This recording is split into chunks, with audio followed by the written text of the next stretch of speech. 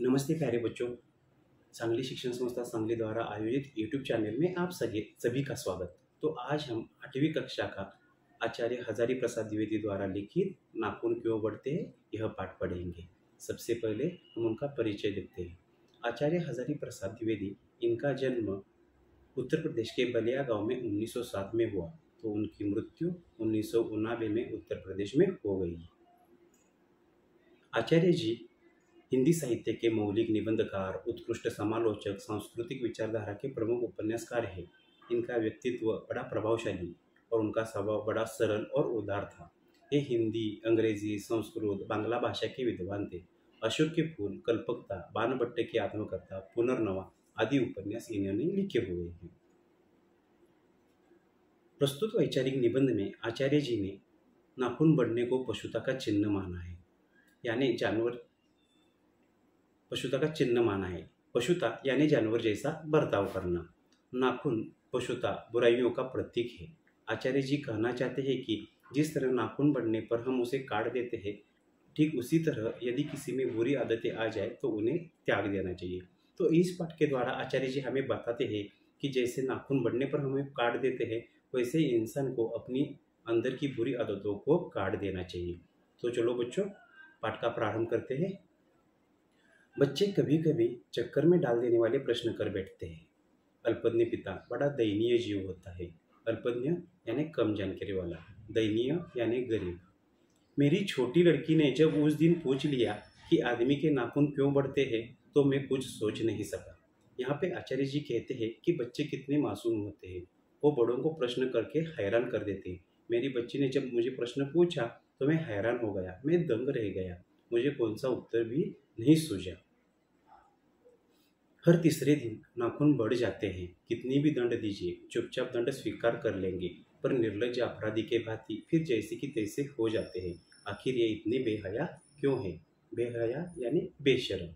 यहाँ पे लेखक कहते हैं कि नाखून अपराधी जैसे, यानी अपराधी को कितना भी दंड दो, वो गुनाह करना कभी नहीं छोड़ता। वैसे ही नाखूनों को कितना भी काटो, वो हर तीसरे दिन बढ़ ही जाते हैं। कुछ लाख ही वर्षों की बात है, जब मनुष्य जंगली था, वन मानुष जैसा। वन मानुष यानी वन में रहने वाला, जंगल में रहने वाला। जब आदमी जंगल में रहता था, उसकी जीवन रक्षा के लिए नाखून बहुत जरूरी थी। वही उसके अस्त्र थे और वही उसके अस्त्र थे। दांत भी थे, पर नाखून के बाद ही उनका स्थान था।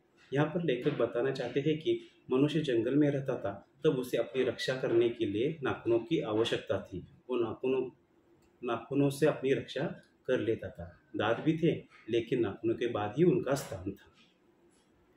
धीरे धीरे वह अपने अंग से बाहर की वस्तुओं का सहारा लेने लगा। उसने हड्डियों के हथियार बनाए। मनुष्य धीरे धीरे और आगे बढ़ा। उसने धातु के हथियार बनाए। इतिहास आगे बढ़ा।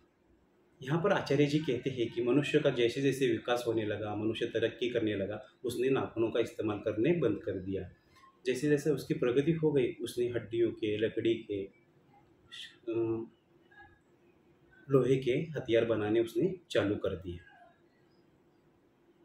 तो आगे देखते हैं।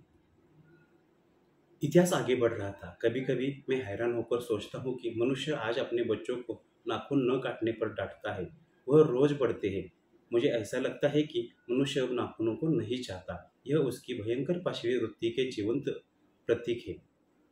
मनुष्य की पशुता को जितनी बार भी काट दो, वह मरना नहीं जानती। तो बच्चों, यहाँ पर आचार्य जी हमें बताते हैं कि अभी इंसान नाखूनों को नहीं चाहता।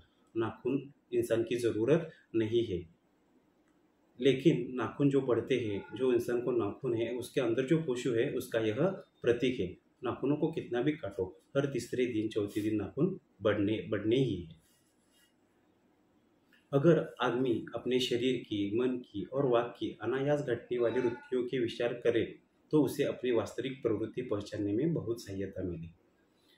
मनुष्य की नाखून बढ़ा लेने की जो सहजात वृत्ति है, वह उसके पशुत्व का प्रमाण है। उन्हें काटने की जो प्रवृत्ति है, वह उसकी मनुष्यता की निशानी है। यहाँ पे द्विवेदी जी कहते हैं कि जो मनुष्य नाखून बढ़ाता है, वो उसके अंदर की पशुता है। और जो इंसान जो मनुष्य नाखून काटता है वह इसकी इंसानियत का प्रतीक है। मेरा मन पूछता है, मनुष्य किस ओर बढ़ रहा है, पशुता की ओर या मनुष्यता की ओर, अस्त्र बढ़ाने की ओर या अस्त्र काटने की ओर? मेरी निर्बोध बालिका ने मानो मनुष्य जाति से ही प्रश्न किया है। जानते हो नाखून क्यों बढ़ते हैं? यहाँ इसका उत्तर है, यह हमारी पशुता के अवशेष है। बच्चों, यहाँ पर लेखक बताते हैं कि इंसान किस ओर जा रहा है, अस्त्र बढ़ाने की ओर या अस्त्र घटाने की ओर या अस्त्र काटने की ओर। अस्त्र यानी शस्त्र।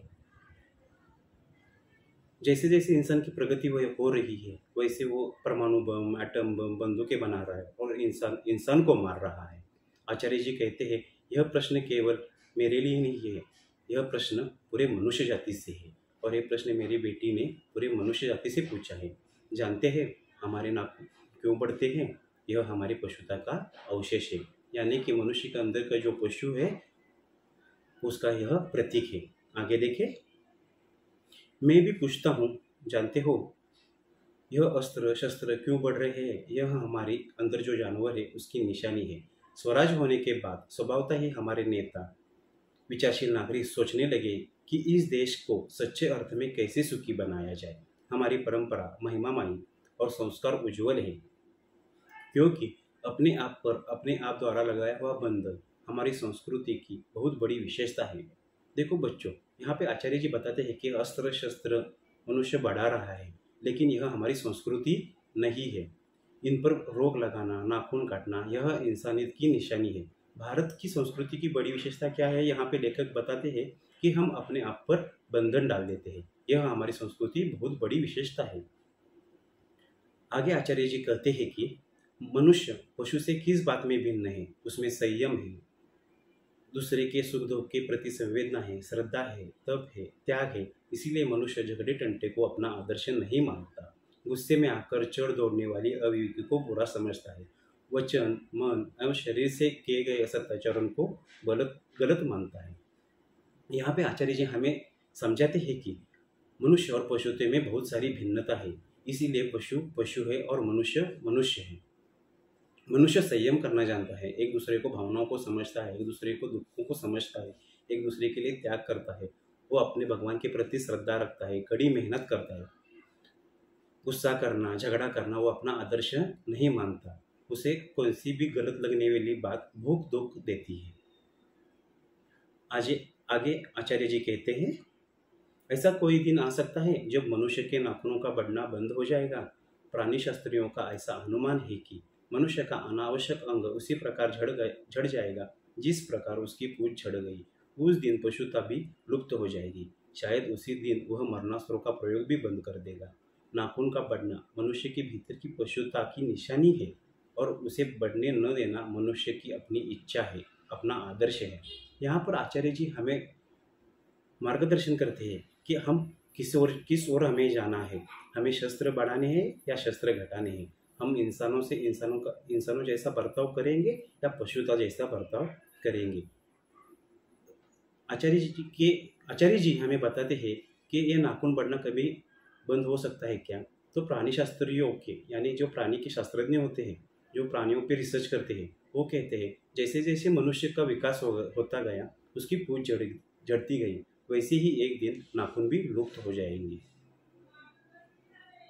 नाखून बढ़ाना मनुष्य के अंदर की पशुता की निशानी है और उसे न बढ़ना देना उसकी इंसान की इंसानियत है। आगे देखिए, मनुष्य में जो घृणा है, जो अनायास बिना सिखाई आ जाती है, वह पशुओं का द्योतक है। और अपने आप को संयत रखना, दूसरे के मनोभावों का आदर करना मनुष्य का स्वधर्म है। बच्चे यह जाने तो अच्छा है कि अभ्यास और तप से प्राप्त वस्तुएं मनुष्य की महिमा सूचित कर देती है। देखो बच्चों, यहाँ पे आचार्य जी हैं हमें बताते हैं कि मनुष्य के अंदर जो नफरत करने की भावना है वो उसके बिना सिखाए, बिना कुछ कहे पहले से ही आ जाती है और वह पशुता की निशानी है। किसी से झगड़ा करना, किसी से नफरत करना बुरी बात है, उसे हमें काट देना चाहिए। हमें एक दूसरे के भावनाओं का आदर करना चाहिए। यही इंसान का धर्म है। कौन सी भी चीज़ मेहनत करने के बाद ही हमें मिलती है और मेहनत ही उसे रंग लाती है। आप बच्चों जब घर में झगड़ते हैं तो छोटा भाई हो, छोटी बहन हो, अगर उसे कोई आपकी चीज़ चाहिए, पेन चाहिए, बुक चाहिए, तो आप उसे बिना झगड़े दे देते हैं, क्योंकि वो आपका भाई है, बहन है। वैसे ही हमें झगड़ना नहीं चाहिए, किसी से नफरत नहीं करनी चाहिए। आगे आचार्य जी कहते हैं कि मनुष्य की चरितार्थता प्रेम में है, त्याग में है, सब अपने को सबके मंगल के लिए निश्चय भाव से देने में है। यानी कि मनुष्य जीवन की सार्थकता दूसरे से प्यार करने में, मैत्री करने में, त्याग करने में और सबको खुश रखने में है।